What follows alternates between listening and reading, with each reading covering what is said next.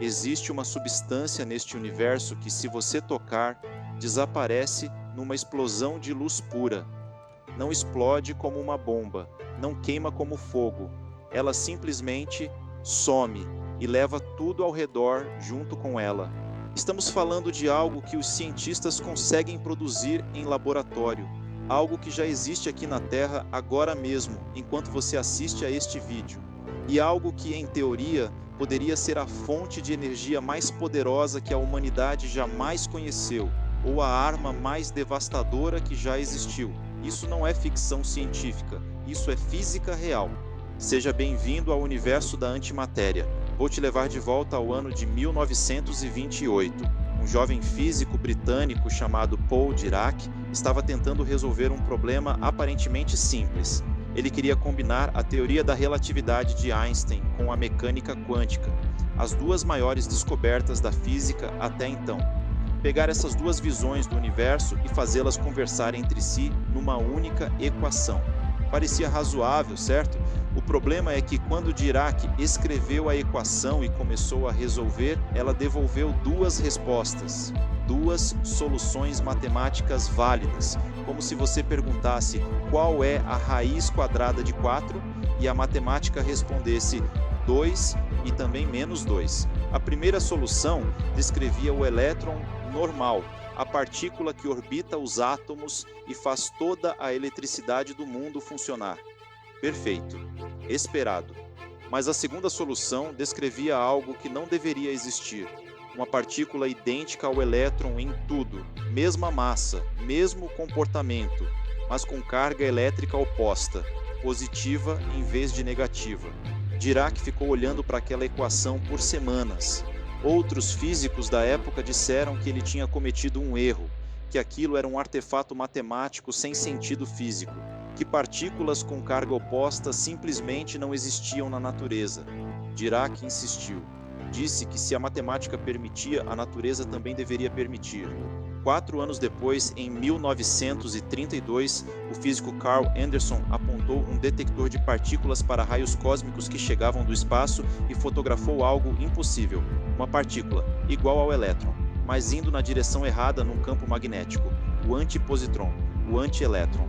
Dirac tinha razão, e naquele momento a física não foi apenas confirmada, ela foi virada de cabeça para baixo, porque se existia um antielétron, a pergunta inevitável era: existe um antinúcleo? Existem átomos inteiros feitos de antimatéria?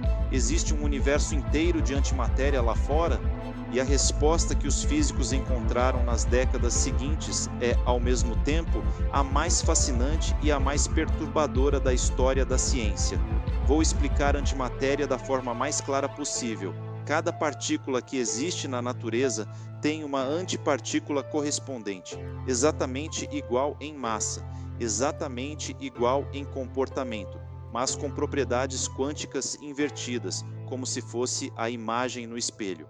O próton tem carga positiva, o antipróton tem carga negativa, o elétron tem carga negativa, o antielétron tem carga positiva, o nêutron não tem carga, mas seu antinêutron ainda assim é diferente, com outros números quânticos invertidos. Agora você pode combinar essas antipartículas e formar antiátomos completos. Um antipróton no núcleo, um antielétron orbitando ao redor. Você tem um antihidrogênio, o átomo mais simples do universo, mas feito do material mais exótico que existe. E aqui vem a parte que muda tudo. Quando matéria encontra antimatéria, as duas se aniquilam mutuamente. Não é uma reação química, não é fusão nuclear, é algo mais fundamental do que isso. As duas partículas simplesmente deixam de existir como massa e se convertem integralmente em energia pura, na forma de fótons de alta energia, os raios gama. E a eficiência desse processo é absurda. Você já ouviu falar da bomba de hidrogênio, a arma nuclear mais poderosa já criada pelo ser humano? Ela converte cerca de 0,7% de sua massa em energia, menos de 1%. A aniquilação matéria-antimatéria converte 100% da massa em energia, 100%. Einstein nos disse que energia é igual a massa vezes a velocidade da luz ao quadrado. E a velocidade da luz ao quadrado é um número astronomicamente grande. Isso significa que um único grama de antimatéria, ao se aniquilar com um grama de matéria comum, liberaria uma energia equivalente a 2 bombas nucleares lançadas sobre Hiroshima. 2 gramas de material, o poder de 2 Hiroshimas. Deixa esse número assentar por um segundo. Aqui chegamos ao ponto em que a física para de dar respostas e começa a fazer perguntas. Perguntas que ninguém ainda conseguiu responder. Quando o universo nasceu, no Big Bang, 13,8 bilhões de anos atrás, as leis da física dizem que matéria e antimatéria deveriam ter sido criadas em quantidades exatamente iguais. Para cada partícula de matéria, uma partícula de antimatéria. Se isso tivesse acontecido de forma perfeitamente simétrica, o que você acha que teria acontecido em seguida? A matéria e a antimatéria teriam se encontrado, teriam se aniquilado. Toda a matéria do universo teria desaparecido em luz pura. Não existiriam estrelas, não existiriam galáxias, não existiria a Terra, não existiria você. O universo seria um mar de fótons viajando por um vácuo perfeito e vazio para sempre. E, no entanto, aqui estamos. O universo está cheio de matéria, galáxias, estrelas, planetas, vida. E quase não há antimatéria em lugar nenhum. Por quê? Esse é o mistério da assimetria matéria-antimatéria, ou, como os físicos chamam em termos técnicos, a violação de CP. Em algum momento, logo após o Big Bang, as leis do universo trataram a matéria e a antimatéria de forma ligeiramente diferente. Por algum motivo ainda não completamente compreendido, para cada bilhão de pares de partícula e antipartícula que se formaram e se destruíram mutuamente, havia 1 bilhão e 1 átomos de matéria. Aquele excesso de 1 em cada bilhão é tudo que existe no universo observável. Todas as estrelas que você vê no céu à noite, toda a água dos oceanos, cada átomo do seu corpo, você existe porque o universo foi ligeiramente injusto com a antimatéria no primeiro segundo de sua existência. E até hoje os físicos não sabem exatamente por quê. Mas a história não fica só na teoria. A humanidade aprendeu a criar antimatéria. Não muito, não facilmente e não barato. Mas é possível. O maior produtor de antimatéria do mundo fica na fronteira entre França e Suíça, debaixo da terra. Num túnel circular de 27 quilômetros de circunferência. Você provavelmente já ouviu falar dele. É o Grande Colisor de Hadrons, o LHC, do CERN. Nesse equipamento, partículas são aceleradas a velocidades próximas à da luz e colididas entre si com energia brutal. Nessas colisões, matéria nova e antimatéria nova são criadas em pares. O CERN tem uma instalação específica chamada Fábrica de Antimatéria, onde antiprótons são produzidos, desacelerados com cuidado e armazenados numa espécie de garrafa magnética. Um campo magnético que mantém as antipartículas suspensas no ar sem que toquem as paredes, porque se tocassem qualquer coisa material, se aniquilariam imediatamente. Em 2016, numa façanha histórica, os cientistas do CERN conseguiram produzir e manter antihidrogênio estável por mais de 1 hora. Átomos completos de antimatéria aprisionados e estudados. Mas sabe quanto custa produzir 1 grama de antimatéria? Estimativas apontam para algo entre 62 trilhões e 100 trilhões de dólares. Toda a antimatéria já produzida pela humanidade na história, somada, seria suficiente para acender uma lâmpada por alguns minutos. É literalmente a substância mais cara que já existiu. Agora que você entende o que é antimatéria e o quão devastadoramente poderosa ela é, vou te falar sobre os 2 caminhos que essa descoberta abre para a humanidade. Um caminho é o sonho. Propulsão espacial por antimatéria é, segundo físicos, a forma mais eficiente e teoricamente possível de mover uma nave pelo espaço.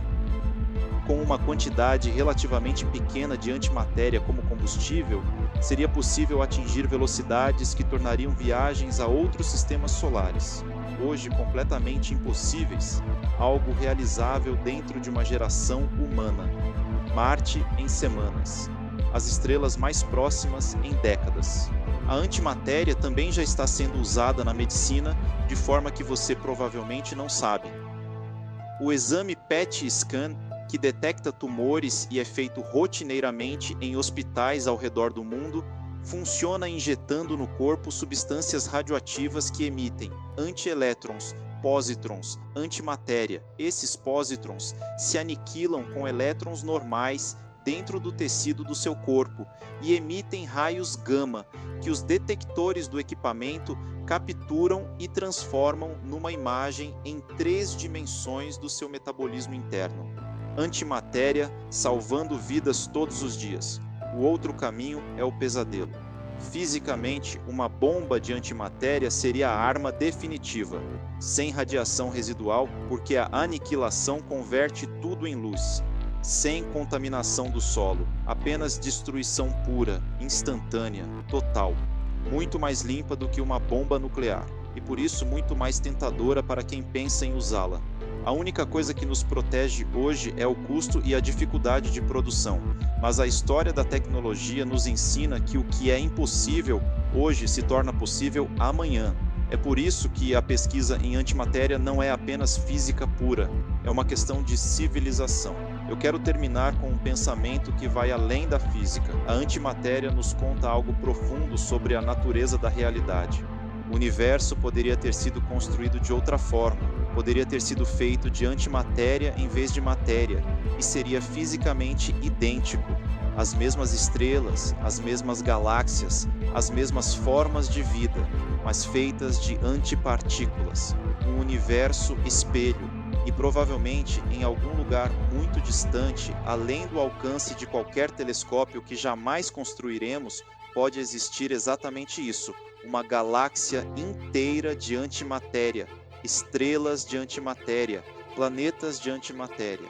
E talvez seres conscientes feitos de antimatéria que olham para o céu e se perguntam se existe vida por aí. Eles são exatamente como nós, e se nos encontrássemos, nos destruiríamos mutuamente num flash de luz pura, sem que nenhum dos dois pudesse fazer nada para evitar. A existência deles impossibilita a nossa impossibilita a deles, não por maldade, não por guerra, simplesmente pela física fundamental do universo. Há algo de profundamente trágico e ao mesmo tempo de profundamente belo nessa ideia. Somos filhos de uma assimetria microscópica que aconteceu no primeiro segundo do universo. Existimos porque a natureza, por razões que ainda não entendemos completamente, preferiu a matéria à antimatéria por uma margem minúscula, 1 em cada bilhão. E essa fração irrisória é tudo que você é, tudo que eu sou, tudo que a humanidade construiu, destruiu, sonhou, amou e lamentou. 1 em cada bilhão. Toda vez que você olhar para o céu estrelado, lembre-se disso. Cada ponto de luz que você vê é matéria que sobreviveu, que existiu contra todas as probabilidades de uma simetria quase perfeita. O universo tentou apagar tudo e não conseguiu. Você é a prova. Se esse vídeo te fez ver o cosmos com outros olhos, se você ficou aqui até o final e saiu com aquela sensação boa de ter aprendido algo que vai ficar na sua cabeça por dias, então eu tenho um pedido muito simples para você. Clica no botão de se inscrever agora. Não porque todo mundo pede isso, mas porque aqui a gente faz isso toda semana. Pega os temas mais absurdos, mais profundos, mais perturbadores da ciência e da realidade e transforma em algo que você realmente quer assistir até o fim. Buracos negros, mecânica quântica, o fim do universo, a natureza do tempo, física que parece ficção científica, mas é tudo real. Se inscreve, ativa o sino para não perder nenhum vídeo e te vejo no próximo.